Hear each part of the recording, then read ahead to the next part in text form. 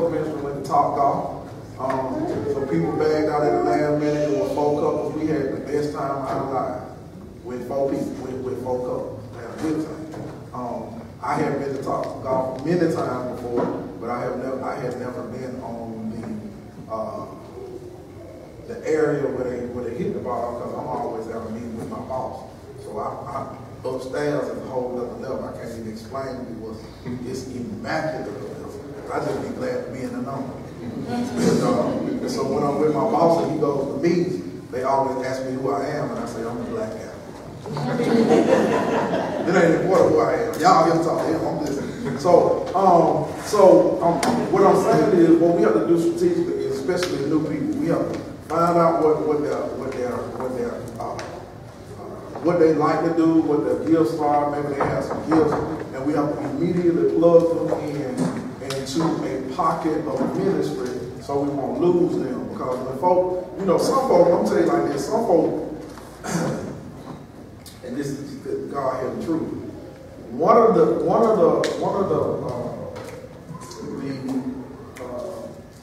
stagnant growth tools is that there are people that don't want to be a part of a huge church.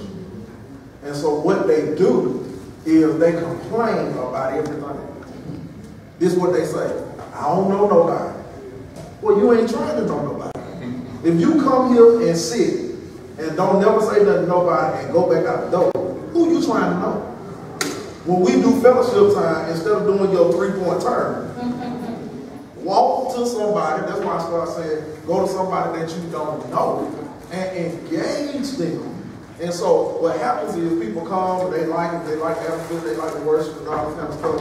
But then it gets to be too much for them because they don't know nobody and they ain't trying to know nobody. And so in that instance, who fault is that? That our fault or that they fault? Well, it's 2 faults. It's kind of our fault too, because how many people go to people that they've never seen before? Like me and Will and Deacon Brother Pruitt was talking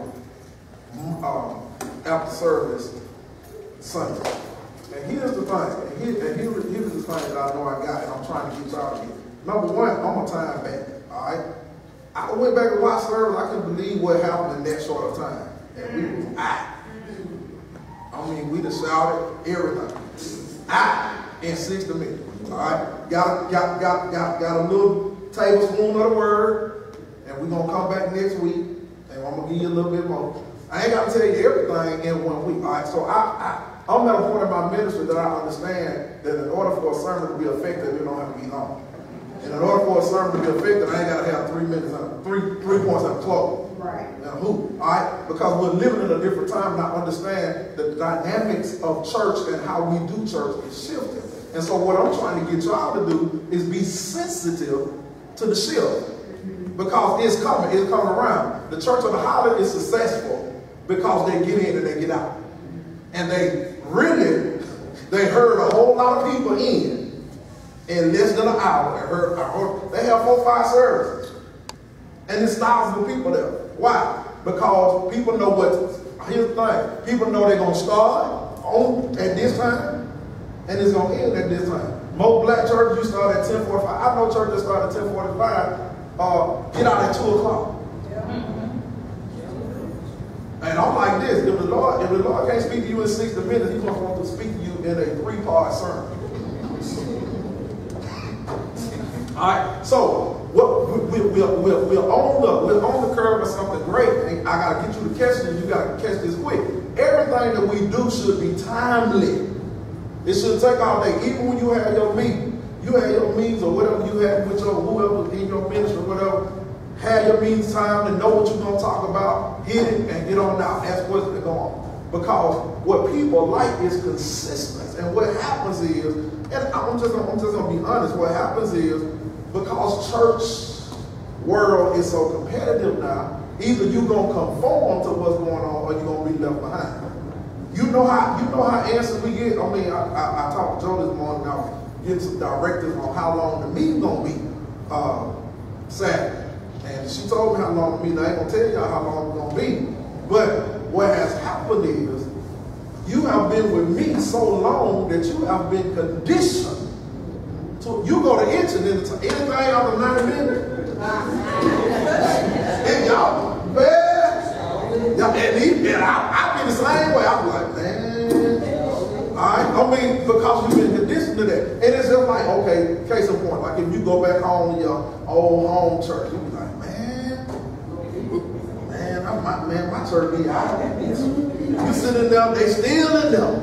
Just get started good and left 15, I mean, all kind of stuff. So what I'm trying to do is I'm trying to get all of us, especially our leaders and especially our followers as well, to get ourselves to condition that we got to understand that we got to start praying, number one, about the direction of our ministry and making sure this is what you want to do. Now, when you back to our original statement, when I asked about does recruitment work or does volunteer work? Well, I mean, it just depends.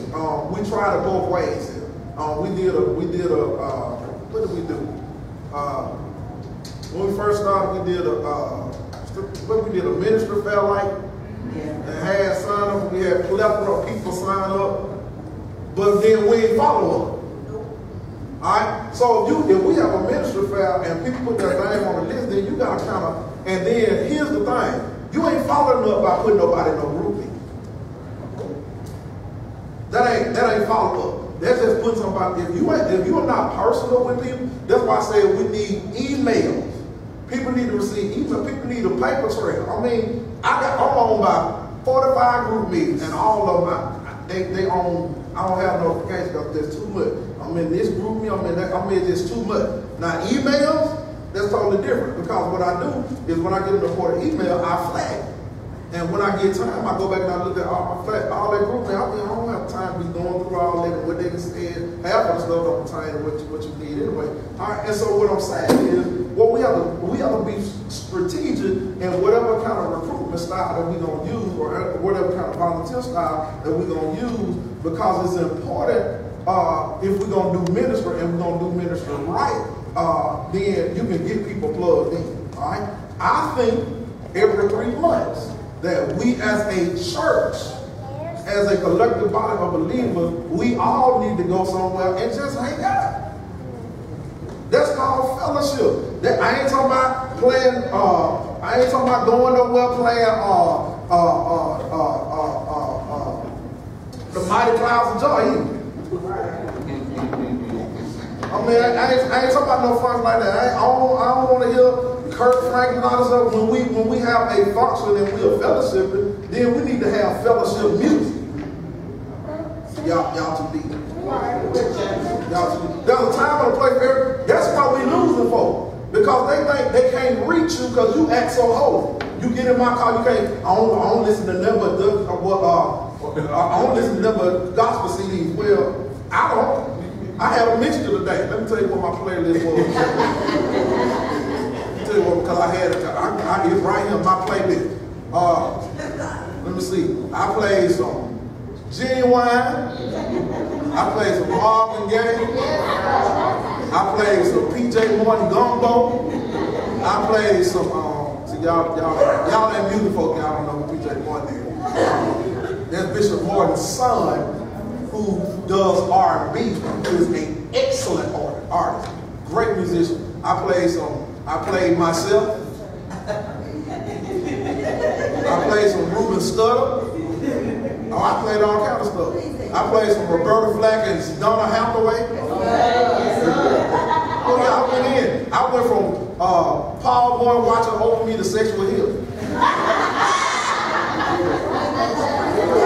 And I'm still saying. Yo, I got to add Prince. That's why I need to add Prince. Okay, so I'm saying, here's the thing. Do people really know you as you, or do they know you as who you want to be?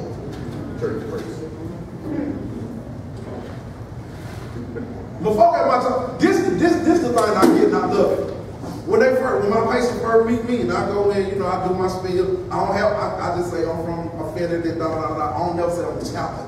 Immediately. I just came to check on so and so. And we get to talking, we talk about everything, Then I get down to my spiel, I said, you know, so we're going to talk about a little bit about, you know, what's going on. We need some spiritual support. And they were like, yeah, you know what's happening? I said, I'm him. And they bust out laughing. Because they be like, I ain't never met no chaplain like you. We can talk about everything. We talk about gambling. We talk about... I said, that's my way in. In other words, what I'm trying to tell you is that you can't always use religious lingo to get people to open up. That's why it's good for folk fellowship outside the church, because you see another person that you ain't never seen. You ain't never seen. Now I got Jacquees and Kenya got married a few weeks ago. They went on. She didn't know she didn't know what she was going on her honeymoon. We surprised. I knew all that. All right, but watch this. Did y'all play? I didn't go to the reception, but y'all didn't play Amazing Grace. Y'all didn't play that, did you? And her dad a preacher. Alright? They didn't play no gospel song.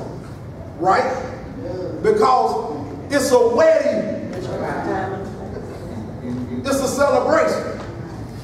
One note, and here's the thing, folks say this all the time, deep folks. Like when somebody having a wedding, these pastors, they have to pick the music. I don't understand. Love songs are love songs. Don't nobody want to hear no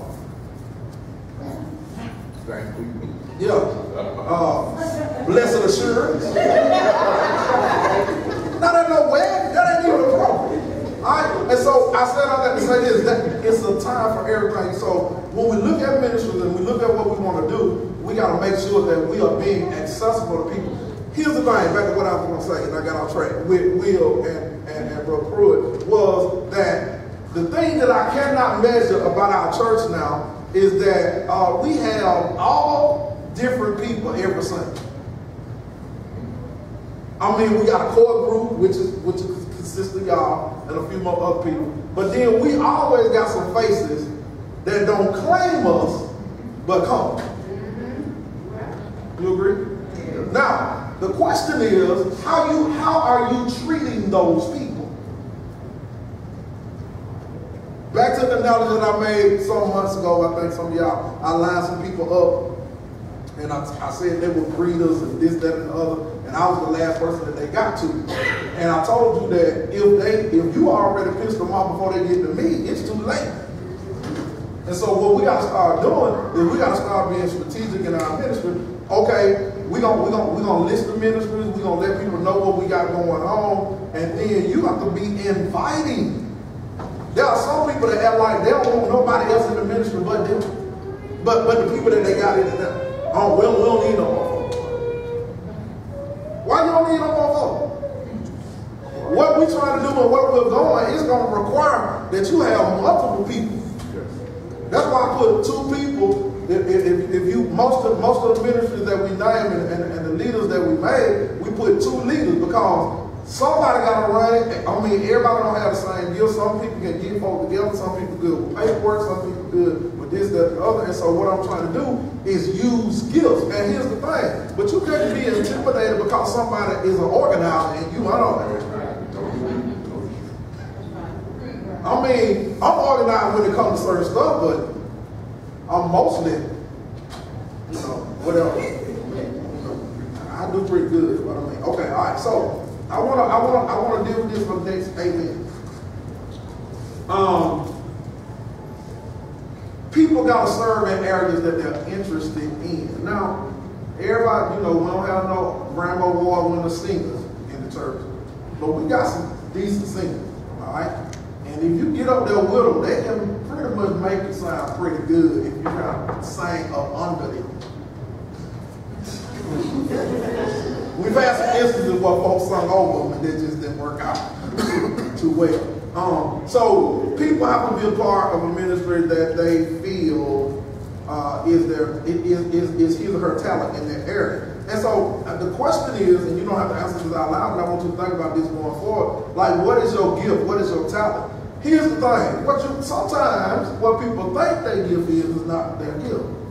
Now, me and the choirs are in a group on Facebook, so we cut up all that. So what I did today, I I sent them something in the group. And what was going on, the Bible said make a joyful noise. They were making some noise. And so, just because your mama told you you can sing,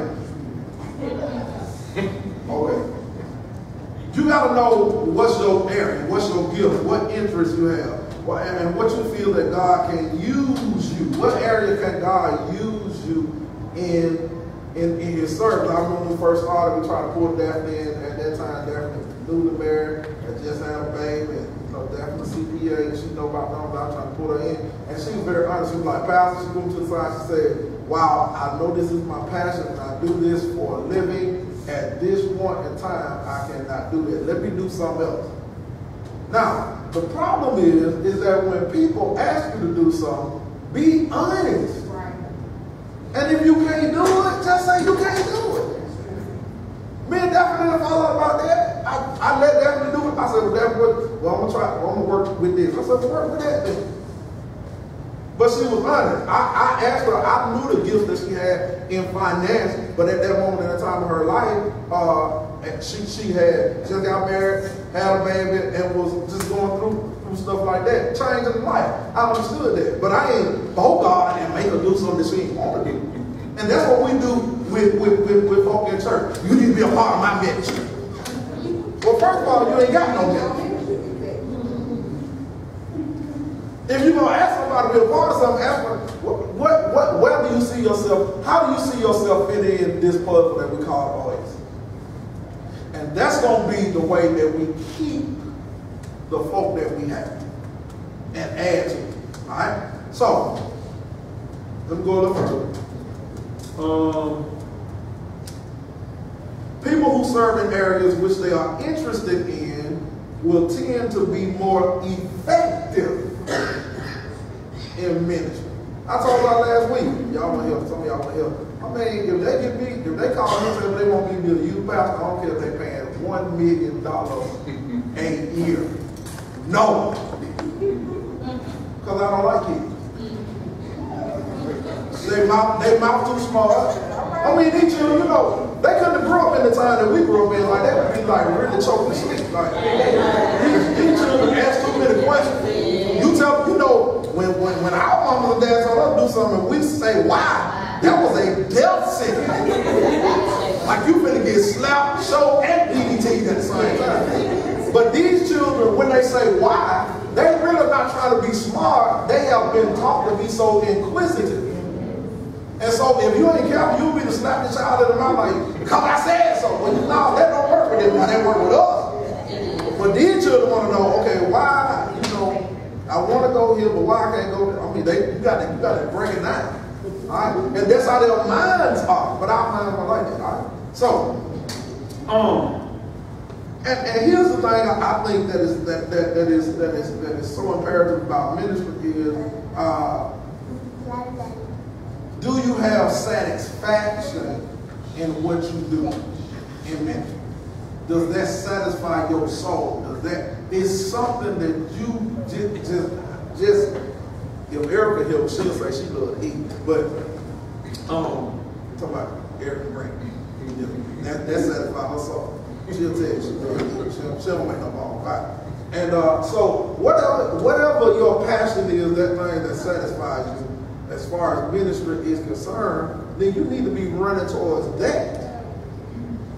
And the other part is, as I wind down these 2 minutes that I have left, is that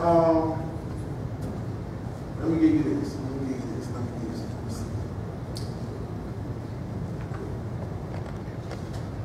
I'll close with this. Some ministries are self-explanatory. And then there are other ministries that need to be explained. All right? Case in point. I made the appointments of the stewards and the stewardess. Then our current stewards, some of the wives thought, oh, they ain't got to do nothing no more. No, these people are adding to what you are already doing. So that needed to be explained. And I think sometimes that, you know, people don't know what ministry we offer. They don't know, you know, I think we assume too much. I keep on telling people, gone is the generation that grew up in church. Like, it ain't happen. If they grew up in church, they ain't pay attention. I mean, you know, we were made to pay attention. But now, I mean, we didn't have children in church. Did you grow up in church? Did y'all have children? I mean, my pastor didn't believe in it. I mean, he was like, they need to learn how to sit down. And he was a stickler about it. And so we all, you know, even though we was in the back, you know, all the young people sat in the back, you know, but you had some DDT ushers, you know, that'll pinch the back of your arm, back of your neck. You know, you couldn't go to sleep, all that. I mean, they were on, yeah. So I just kind of wanted to introduce that, and I want you to kind of think about the ministry that you have been assigned to, and if that's not where you need to serve, then you need to be man, woman enough to say, hey, listen, I appreciate the consideration, but I can't do that right now. Lastly, I want to say that the concept of volunteering for a ministry is closely related to the development that the ministry needs is based on. And so there are some ministries that we had in the past that we're going to kind of look at and tweak and look at how we can better serve our church. We desperately need our men and boys, which Brother Walter is working on that. But then the other piece of that is the girls. And I don't really worry about the girls as much because girls kind of get it, but boys, you know, they kind of, you know, boys just different. All right? Most boys just different. It's gonna take them a while. And so we gotta get to we gotta tweak that a little bit, and we gotta pray about that and ask God for direction so we can get these boys in, because the whole thing is, even though my dad didn't go to church as often as we did, I always had some men in the church that took me under their wing and taught me stuff. I learned how to tie a tie at church. My dad never died and didn't know how to tie a tie. I tied my dad's tie. All right? I learned how to tie a tie from one of my leaders, which is not a bad thing. I mean, but I'm just saying. So those are the kind of things that we want to do as far as ministries are concerned. We don't just want to be a church, come shout, take our money, go home. We want to be an integrated church. That we want to integrate people in our ministry and let them know we want them here. Now, what has happened, and I'm done, is that most churches have left it to social media to do their evangelizing. Right? I don't care who you get to make a flyer. I don't care how much you put up, hope to see you here and all this stuff. It's something about personal invitation. Yeah. All right? It goes through that on the text messaging thing is an app, and the text messages that I send out, I put my initial behind them so you'll know it's me. Now, the other stuff comes from Dave. He don't put his initial behind. But if I put something out, and so what that does, now I ain't got time to text everybody on the phone, but the app allows me to text everybody at one time. I think we got like 150 people on the 150 people, something like that. 159. 159. When it went up? The other day? Like a week. What? Some folks, I didn't get that. I think it's 159 or is it 129? I thought it was, I don't know, I can't remember. But anyway, that's the way that we can get information to you guys. Ain't nobody got no call free no more. Ain't nobody going down on this, hey, Brother Cam, how you doing? We gonna meet Saturday at 6 o'clock. 6 o'clock now. I need everybody there. All right, I'll talk to you. Ain't nobody going down no phone on this meeting. Ain't nobody doing that no more. That's antiquated. So we have, you know, evolved from there. And after a while, if y'all don't give me this, if y'all don't give me the fire, because it's easy not to have to deal with money. It's just so easy. And you know, I know some people, I don't trust that, but I'm telling you, once you get used to it, the worst thing that could have ever happened to me was a check card. I don't carry no somebody rob me, they're gonna be pressed. Because they give my wallet, I got an app on my phone that I can turn all my cards off. So you ain't finna swipe. That's because things have evolved. After a while, paper money, you ain't no need for paper money. Everything gonna be electronic. Now jobs tell you, they make you get direct deposit. Our job, there's some ghetto family folk that, you know, just don't have no account. They made them get a rush card. Yeah, they got a rush card. That's out there. The rush simply getting off. They got a contract with a rush card. Everybody that don't have an account at my job has to get a rush card, and they load they check on the rush card. Yeah, go ahead. I'm done. It's good for everybody to have some cash to post office. Now, I'm old fashioned, I can't help it. Suppose that all of the card machines are down, you know, they talk about the Russian, and they get home to the power grid, and there's no electricity. How you gonna get some money? I just ain't gonna have no. Ain't gonna need it, but they ain't gonna have no machines. So everybody knows that. Everything will be down, but if you got your cash, Yeah, you're right. you need to keep some cash on. I agree. About $20. Yeah, Yeah, about 20. That's all you need, about $20. $20 gets you wherever you need. Yeah, I'm gonna tell you another thing. We done that. I'm gonna tell you another thing.